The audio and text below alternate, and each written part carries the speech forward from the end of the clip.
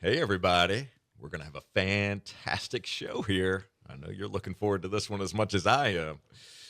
All right, here we go. Let's do this, Denise. We got this one. All right. Hey, everyone. You're listening to Business Minds Coffee Chat, and I am your host, Jay Scherr, and I am super excited today. I have got a fantastic guest in the studio with me. My guest today is someone who has a passion for healthcare, a can-do attitude, and a natural bias for action. She and her husband, Jack, have been married for over 25 years, and she's a proud mom to 3 adult children. Originally from Kansas, she's made Flagler County her home since July 2022. She earned a Bachelor of Science from Fort Hays State University and her master's degree in healthcare administration from Wichita State University. And when she's not working, you'll likely find her running, reading, traveling, and exploring new areas with her family. Please welcome the president and CEO for Advent Health Palm Coast and the market CEO for Advent Health Flagler and St. John's, Denise Bales Chubb. Denise, it is wonderful to see you. Thank you so much for being here today. Well, thank you for the invite. Absolutely. It is my pleasure. I'm really excited about today's conversation. And, when we were talking before we started recording, I was asking you what was going through your mind when you were thinking about today's conversation. So I don't want to put words in your mouth, but I would love for you to be fully transparent here and just share what was going through your mind when I asked you to join me today. Well, this is my first. I have never done any kind of podcast or live radio or anything like that, just besides being interviewed regarding business. Sure. So this is my first time. So, a little nerve-wracking. I will admit that. Okay. All right. That's fair. Well, we're going to make this as comfortable a conversation as possible. So I thought we'd start off with a really easy question just to start the conversation and explore a little bit, and let's see where that goes. So if you were to write your autobiography, what do you think a good title for that book would be? Kind of looking over your life up to this point, what would a good title be? Wow. Maybe From Prairie to City? Okay, from prairie to city. All right, I like that. All right, so let's explore that one just a bit here. So you grew up in Kansas. Tell us a little bit about life for you on the prairie. Okay. So what was life like growing up in Kansas? And maybe give us a little bit of background on what type of child you were.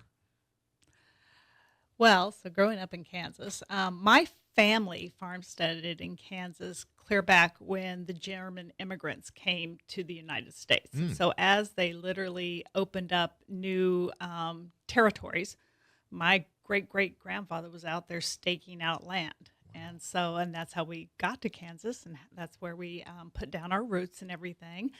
And ever since that time, the land has stayed within the family, and we have farmed it. We're called wheat farmers. We grow a lot of wheat. We also grow a few other things, but mostly wheat. Okay. And, and in the middle of Kansas, almost dead center middle of Kansas. So a lot of prairie, not a lot of trees, definitely no ocean like we have here, Sure. just a lot of prairie. And, being a farm girl, you work. So you have your chores from as soon as you can possibly take on chores, you have chores. And, the expectation is that you participate and help out wherever you can with the family. And, that is just your life. And you never question it because that's what everybody else around you is doing as well. So give me an idea of what type of chores you would do on the family farm. Okay, well, you always have livestock to feed and make sure the livestock is watered, that they have water and they have feed and everything. Okay. One of the more interesting and less delightful chores that we had is every summer we grew what we call Milo. And at that point in time, there was weeds that would grow up, like rogue sunflowers and other stuff that we call black amber. I don't know what the technical term is for it now. Okay. And so our parents, we would go out and cut that out. And so, like for us kids, we would have like maybe 4 rows, 2 and 2. And then we would cut that stuff out and we walk from one end of the field clear to the other end of the field, cutting all this bad stuff that shouldn't be in the field, turn around, come back, and we would do that for 2 or 3 hours in the evening. So, that's just one. Now, today they'd probably call that, some sort of child labor issue, For sure, right. We were definitely, but that was just a part of life. Yeah. You did what you needed to do to make the family farm successful. So you have 2 sisters and 1 brother. Correct. And so growing up, what was the most exciting thing happening in the town where you lived? Oh my. I mean, what kind of things did you do outside of working with the family, what kind of things did you guys enjoy doing? So we were heavily involved in our church, Okay. growing up a Seventh-day Adventist. And so we were all involved in our church. And so, there were things that we would do with some of the families that also attended that church. So usually, Saturday nights might be a game night, or we'd make homemade ice cream. I mean, it's really, really basic. Most people today would say, wow, what a yawn. But, we enjoyed it. We had fun. Yeah. A night out might look like, driving 40 miles to go to the nearest Pizza Hut and share pizza with your family. So, yeah, we would sometimes go putt-putt golf. Okay. And so, again, you're driving 40 miles to go to the putt-putt golf place. There was nothing near us. We had no streetlights, no town, no anything near us. And so during the winter times back then, we would sometimes get, somewhere between 4 and 10 feet of snow during the wintertime. And we might be snowed in for 2 or 3 days until the snowplow came and dug us out. Wow. So you always had to make sure you had, reserves and things that you needed to survive for, up to a week. That is so interesting. Must have been somewhat of a culture shock when you went to college and then started to experience other aspects of life in a different city, which hence becomes the name of the book that the book title that you just gave me. So let me ask you something. I brought this up, but I really like the spelling of your first name. Now, for those that are watching and listening right now, it is Denyse, Denise. So tell me a little bit about the origin of your first name. So when I asked my mother the same question, because, as you grow up, how people get the little things with your name spelled on it. Well, mine, I could never find mine. And it's like, Mom, why is my name spelled so differently from everybody else? And apparently when she was carrying me, she was reading some novel, and I need to go back and try to see if she can remember which one. And she saw that spelling in that book. There was a Denise with a Y in that book. And she loved the way it sounded and the way it looked. And so she decided to do something very different with me. And maybe that's led to me being very different from everybody else in the family, too. So, Well, there's nothing wrong with that. Nothing at all wrong with that. So your mother, you had mentioned to me, is still living. Your father has since passed away. So let's talk about your mom for a moment. As you think about your life growing up in Kansas and you think about your mom, what is one of the most valuable life lessons that you've taken away from your mom that you still carry with you and that comes up from time to time? yeah. So, my mother got married pretty young, straight out of high school. Mm-hmm. And she did not go back to college until I was in high school. And all of a sudden she decided, oh, wow, I'm going to have these children that I want to put through college, and I need to have something more to provide, income. So she went back and got her medical technology degree so she could work in the lab in the hospital. And she never, though, let us girls, as she raised us, it was just inbred into us that you will go to college. There was no ifs, ands, or buts. Okay. You will go to college. and you need to figure out what you want to do with your life, but you will go to college and you will find a career that will make you happy.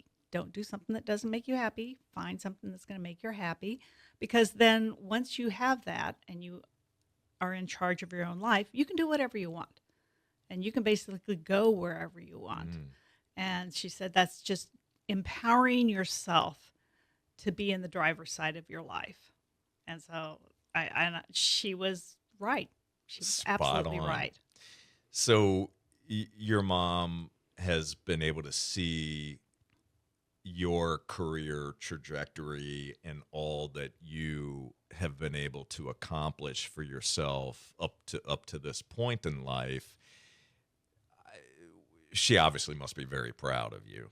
Proud and surprised. So, And yes, surprised. surprised. Interesting. Yeah, because I hated school. Oh my goodness, did I hate school? To me, that was just like, putting me in a little tiny jail in that little desk in the room, because I wanted to be outside. I wanted to be running around doing things. I was a very active child. And so I think that she was surprised that after college I chose, because I've actually got a dual college degree. And then I went on for my master's. And when I told them I was going back for my master's, I think both my father and her about fell off their chairs, because they were like, no, not the daughter that hates school that we had to like literally bribe to go to school.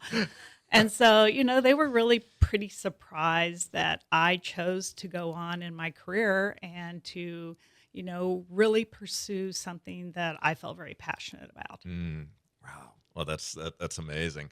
So when you think about what you had envisioned for your own life, you get to a certain age, whatever that age is, and you're starting to think about, it could be very early in life where you kind of envision yourself, well, one day I'm going to be X.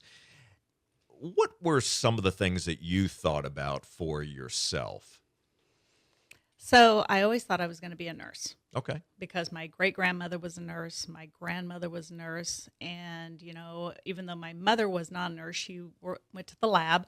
I just had a lot of people in healthcare, and of course, I only ever saw really the nursing part of that, so I just thought that was the natural path that everybody took. Okay. And so right after my high school graduation, I got a job at the little hospital there in La Crosse, Kansas, and worked as a certified nurse's aide. And I quickly realized that if a patient started to throw up, I was joining in. And so, I wasn't any help at all. I really had to like excuse myself from the room and go find somebody else to help. So I quickly shifted and I went into the lab work as well, because there's a separation of patient and the work that you're doing. And I really enjoyed the sciences. So I loved chemistry, I loved biology. And so that seemed to be a natural fit for me. And then when I got done with that, I just felt like, well, there's really something else out there for me. And good, bad, or indifferent, I think that I was always kind of seen as the one to take charge and the one to organize and one to lead. Even in the family, my family would realize that I tended to be a take charge. I mean, some people call it bossy, I know, but I'm kind of a take charge type person. And so when I learned more about what hospital administration was about and everything and the business side of it, in addition to how you can then, really do something that can change a community and change people's lives in making sure that they have access to great care, that was for me. And, I loved all of my master's classes. It was like, oh, wow, yes, now it's all coming together. This all makes sense. And, and I just really have never, ever thought that I made a wrong choice someplace. I think that everything that I've done up until now has always just been additive to what I am doing. It helps me make better choices in the role that I'm currently in. That's amazing. So you went from really not enjoying being at school to, once you kind of nailed down your purpose and really figured out that thing that lit you up, it was like there was no stopping you. Now you're loving all of these classes. Absolutely. You Yeah. just got to find what your passion is. Oh yeah, that is for sure. And sometimes it takes us, some of us longer than it takes others, and that's quite all right. Right? That is okay. So Denise, we're going to hit pause on our conversation here because we are going to take a brief break to thank our amazing sponsors, my friends. Don't you go anywhere. You're listening to Business Minds Coffee Chat. We will be right back. All right, we're back. And again, you are listening to Business Minds Coffee Chat, and I am in the studio today with my very special guest, Denise Bales-Chubb. We are having a wonderful conversation, and we're going to continue that conversation right now. So, Denise, before the break, we were talking about family. We were talking about you growing up on the prairie in Kansas and a little bit about your upbringing and also what life was like there. So I was curious to find out from you, what is one of the hardest things that you've overcome? So one of the hardest things that you've overcome, and I would also love for you to share what you learned about yourself going through that situation, whatever it was. So, growing up in a very rural environment, very, close-knit family. Mm-hmm. And I would have to say that leaving home knowing that you may or may not, return long, for any long-term, type engagement was probably pretty tough because, right now I get to see my family 2, maybe 3 times a year. And so, and all of my other siblings have migrated back to Kansas and live within probably a 20-mile radius of the original farmstead. No kidding. And so I am kind of like the black sheep or whatever you want to call it of the family because, I'm off doing my thing. Right. And, when you have aging parents and they start having health issues, Mm-hmm. You really want to be there. And, when my father fell ill, I was in a place where it was difficult for me to take any kind of long-term vacation and get away to be with him. So he was there in Kansas, and I was in California. In at California the at this time. time. Okay. And so that was a struggle, because I was very close to my father, and I really wanted to be there to support him because there were times when I felt like he was kind of giving up. He had some chronic illness issues and everything, and sometimes you just felt like, well, there's nothing left to live for. So why am I working so hard? Why am I trying so hard? Why am I going through this therapy and everything? Yeah. And that's hard for a kid to hear their parents say that.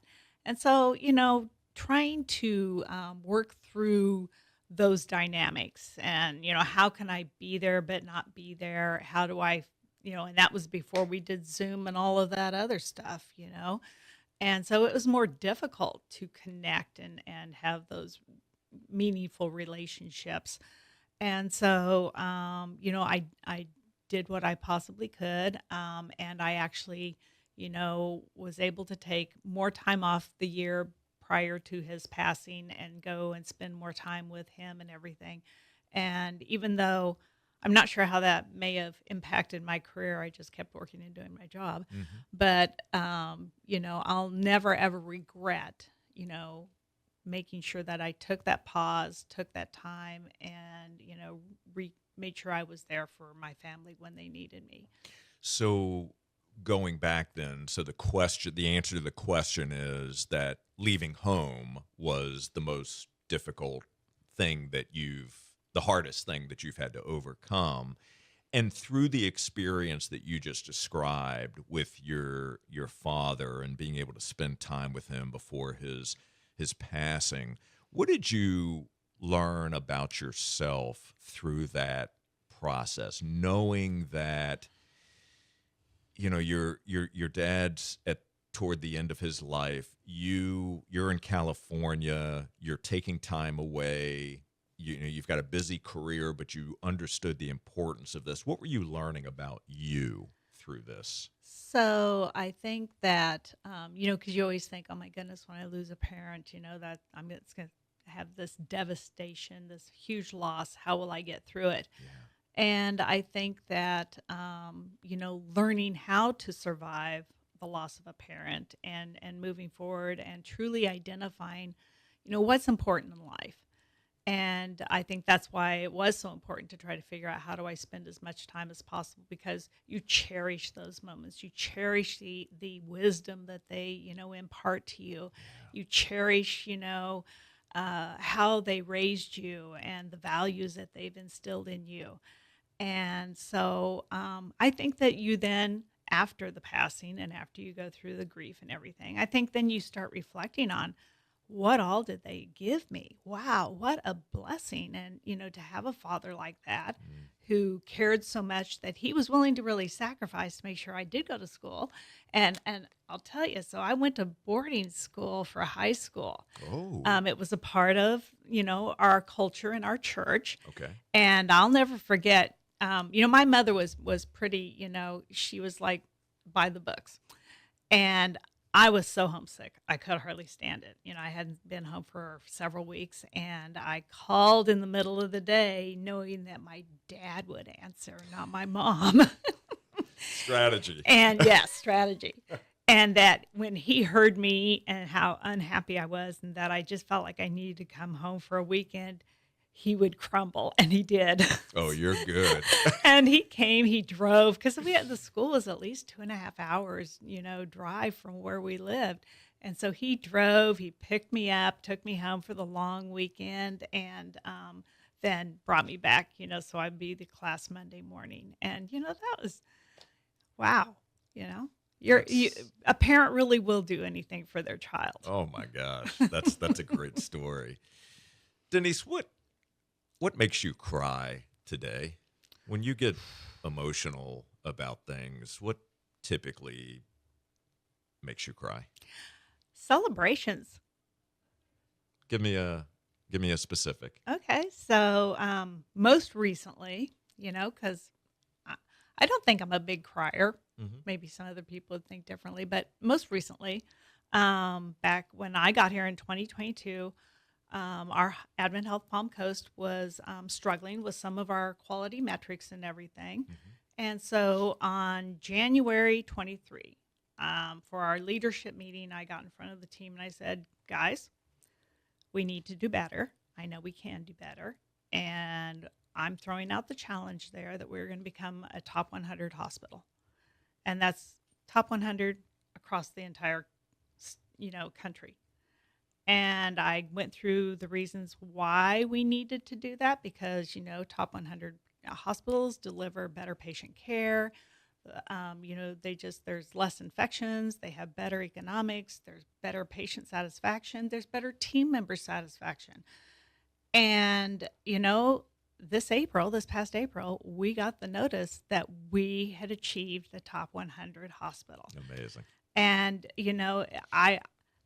when I got up and made the announcement in front of the team then for our leadership meeting, I got emotional because it was like, they were like my children. It's like, wow, you guys did it. You took on the challenge and you made it happen.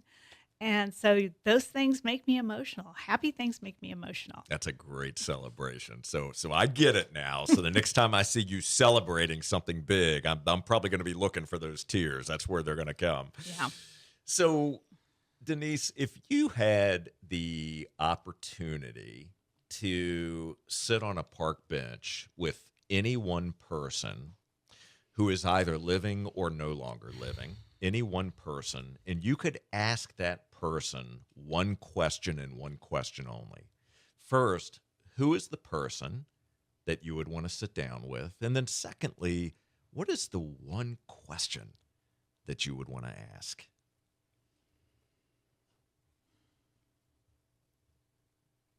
Wow, that's a tough one. Well, so we're not sitting here all day. I'm gonna say that I would love to spend some time with Queen Elizabeth. Oh, that's a good one. Okay, so Queen Elizabeth. And what would you want to ask Queen Elizabeth? What is one question? I think that I would want to know, how did she maintain her professionalism Mm, when she was faced with a lot of real negative adversity? And she did that multiple times. There was so much that happened in that country during her reign and everything. And because I like to learn from others on how do you approach, difficult situations and get through them. that's a really good one. Thank you for sharing that. And she handled that with such grace.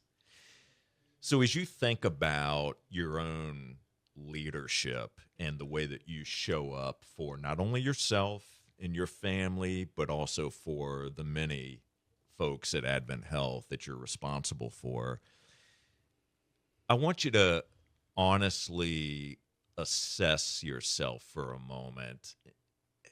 What do you feel is an area that you could continue to work on? Maybe an area where you know that you could hold yourself up to a higher standard and something that you're still working on.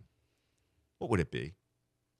So one of the things that I think is so important for a leader is to get out of the office and go rounding on the team members, the physicians, and patients. Okay. And often our calendars get so crowded with the day to day, and so I have tried to just block x number of hours during the week, and we try to protect that so that I can get out and talk with people. I mean, my office is boring. Mm, I'm dealing with all sorts of things that have to be dealt with, but may not be the fun things. And to me, the fun things is getting out and talking with a nurse on the floor. How's your day going? Tell me about your most difficult thing that you're dealing with today. Do you have the resources you need?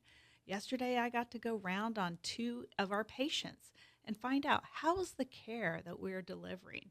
It's nothing better than hearing directly from a patient, that, wow, your nurses are wonderful, that you have an amazing team here. The food could be better, yeah. but, But that interfacing yes, directly with people, that's yes, something that you're working it to. makes you feel better about what you're doing. Yeah, It makes you want to get up every morning and come to work because you really are making a difference and helping your community be better. yeah, I love that.